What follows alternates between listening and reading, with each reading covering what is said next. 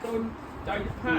ทองยมประกาศนาโซมประธานกุ้งจะพูดคนจ้าตรุปอังนั่งเชิญดิสูตลอดองภูมิบองโอนหมายยืนตูจังประเทศแคนาดาจิมเซ็ตคือในตะไคร้คายวินเซอร์นั่งเรียนจะมีของไหนพิมพ์บ้านคนบ้านโซมประเทศเป็นผู้ต่างๆตลอดองภูมิบองโอนหมายยืนหลายโรงในประเทศแคนาดาเพราะวัดหมายวินเซอร์ยืนมันเป็นการวิธีเป็นเน็ตมีการลูกมาโฮมใบตามไปในไม้จีจ้าในทางกลางไทยโซนบางโอนเชิญโจร่วมกับฝั่งนี้ปรับประเติมในไกลตีแบบไพ่ด้วยชายมิโซนะทางปีบอลไพ่ด้วยอันนี้ไอ้จังจะต่อแล้วเดินต่อที่สัปดาห์ที่สึกคำทางบางโอนเชิญโจร่วมกับฝั่งนี้ให้ดังลิเดียในคำอากาศระดับขนาดของนายอัปปราแล้วយើងចូលទៅទស្សនាមើលនៅទិដ្ឋភាពនៃព្រះវិហារវត្តខ្មែរវិនសើវត្តខ្មែរវិនសើទាំងអស់គ្នាអញ្ជើញចូលរួម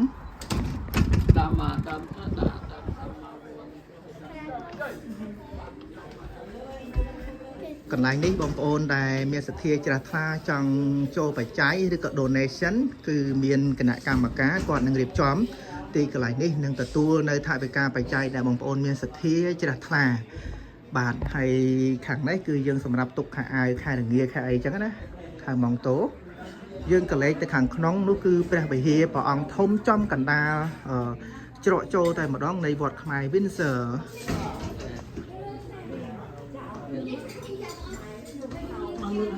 ហើយកម្មវិធីប្រសង់លោកកំពុងតែឆាន់ឥឡូវយើងចូលទៅមើលទស្សនវិជ្ជានៅខាងនេះបងប្អូនដែលមានសទ្ធាចង់មកក្រាបថ្វាយបង្គំនមស្ការព្រះរតនត្រ័យពុទ្ធសាសនានៅវត្តខ្មែរវិនសើនៅព្រះអង្គគឺយើងមកដុតធូបក្រាបថ្វាយបង្គំជ្រះថ្លាអនុមោទនាទាំងអស់គ្នាសូមអនុមោទនា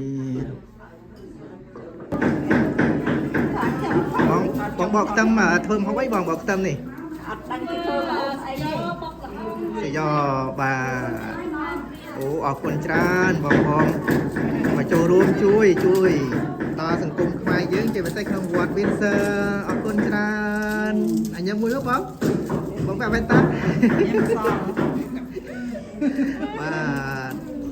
លេខមកខាងចំភៅខាងសាច់ជិតសួរអ៊ំបាទជិតសួរបងអាយូកាច់បាត់កំពុងតែកាច់ច្រាំអីកាច់ច្រាំអីបងកាច់មាន់នេះមិនកាច់ច្រាំបោះហុកទេណាបាទជ្រាបសួរហើយបានហុកអីបងអ៊ំនេះធ្វើអេក្រូបាទស្ពីក្រូអូមើលនេះការស្លៀកពាក់អីគឺអនាម័យល្អមែនតើមានទាំងសំណាញ់ពាក់ដើម្បីកុំឲ្យជ្រុះសក់ស្រោមដៃអូអនាម័យណាអនាម័យខ្ពស់អរគុណច្រើនអ៊ំបងចាំមកជួយទិញបាទដែលមកជួយដាក់លក់ឬក៏ដាក់លក់ហ៎ថ្ងៃទី20ខែ6បាទកម្មវិធីមិនអ៊ំអាចរៀបរាប់បន្តិចណាអូសាមឺpicnic food festival ថ្ងៃអ៊ំសុំម្ដងទៀតថ្ងៃទីប៉ុន្មានថ្ងៃទី20ខែ6 20អង្គពូមីងបងប្អូនទាំងអស់អញ្ជើញមកចូលរួមក្នុងកម្មវិធី picnic វត្តខ្មែរវិនសើហើយមើលចុងភៅនេះត្រៀមនឹងលក់ទៅយកហើយនេះសាច់មាន់លក់សាច់គោអាំងមានម្ហូបខ្មែរជាច្រើនទៀតបាទម្ហូបខ្មែរជាច្រើនទៀតហើយម្ហូបនេះគឺខាងសមាគមវត្តអ្នកលក់ឬក៏បាទអញ្ចឹងនិយាយរួមមកគឺបងអ៊ំគាត់មកជួយធ្វើម្ហូបដើម្បីលក់យកបច្ច័យចូលទៅដល់សមាគមវត្តខ្មែរវិនសើជួយទំនុកបំរុង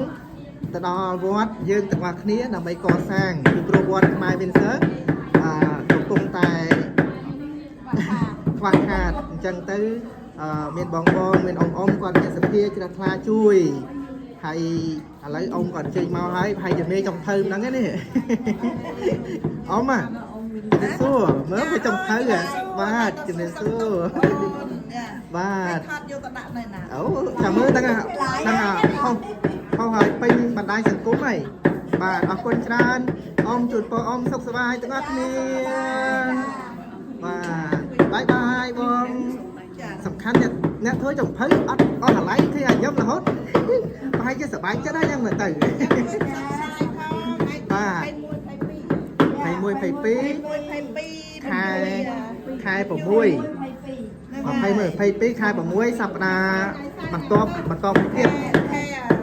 ជូនបាទចិត្តដល់ហើយ ដល់ហើយ បាទអរគុណច្រើនសង្ឃឹមថាបងប្អូនខ្មែរយើងដែលរស់នៅ Windsor Leamington Hamilton ឬក៏ Toronto អីតិចគ្រប់ទិសទីទាំងអស់អញ្ជើញចូលរួមក្នុងកម្មវិធី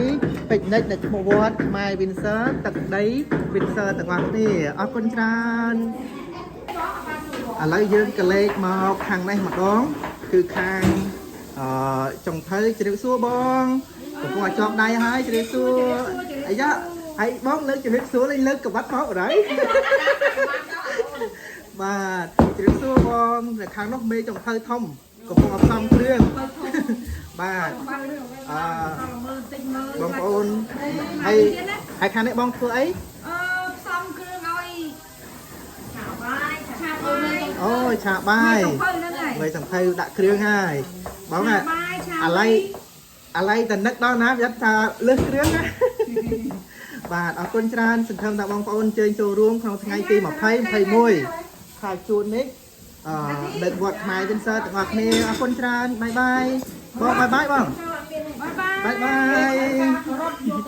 បងបាយបាយនេះកន្លែងនេះគឺទិដ្ឋភាពសម្រាប់នឹងរៀបចំកម្មវិធីនៅថ្ងៃpicnic នៅវត្តខ្មែរ Windsor ទាំងអស់គ្នាបងប្អូនគឺទីធ្លាកន្លែងនេះគ្រាន់តែ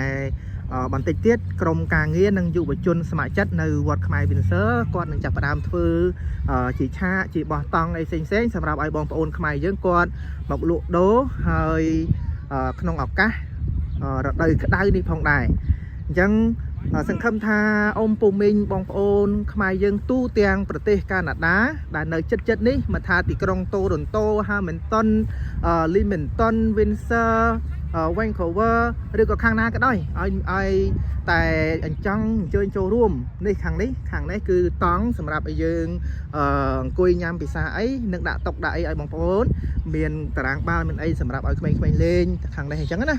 សង្ឃឹមថាបងប្អូនជើញចូលរួមឲ្យបានច្រើនទាំងអស់គ្នាហើយខាងនោះគឺផាក King Land បងប្អូនផាក King Land អរគុណច្រើនជូនពរបងប្អូនជួបនៅពុទ្ធពរ4ប្រការអាយុវណ្ណៈសុខៈពលៈសុខចម្រើនទាំងអស់គ្នាហើយថ្ងៃនោះអញ្ជើញមកចូលរួមទាំងអស់គ្នាឲ្យសប្បាយរីករាយជាមួយបងប្អូនខ្មែរយើងរស់នៅទីក្រុង Windsor ទាំងអស់គ្នានៅក្នុងវត្តខ្មែរ Windsor ទាំងអស់គ្នាសូមអរគុណច្រើនជម្រាបលាអញ្ចឹងចូលមើលទស្សនាមើលទស្សនវិជ្ជាបន្តិចខ្លះហើយរដូវក្តៅនេះគឺបងប្អូនយើងសប្បាយរីករាយមែនទែនក្នុងការចេញមកខាងក្រៅមកទស្សនាមកលំហែកាយនាំបរិយាកាសដ៏ល្អជាពិសេសបងប្អូនដែលមានកូនតូចអីណាហ្នឹងហើយយើងអាចនាំកូនរបស់យើងមកលេងវត្តខ្មែរយើងហើយណាមួយនេះក៏ជាប្រពៃណីទំនៀមទម្លាប់របស់ខ្មែរយើងផងដែរដែលតែងតែគោរពតាមបែបពុទ្ធសាសនាអញ្ចឹងណាហ្នឹងហើយទិដ្ឋភាពខាងនេះគឺវត្តអារាមអូខេអរគុណច្រើនបងប្អូនជម្រាបលាបាយបាយ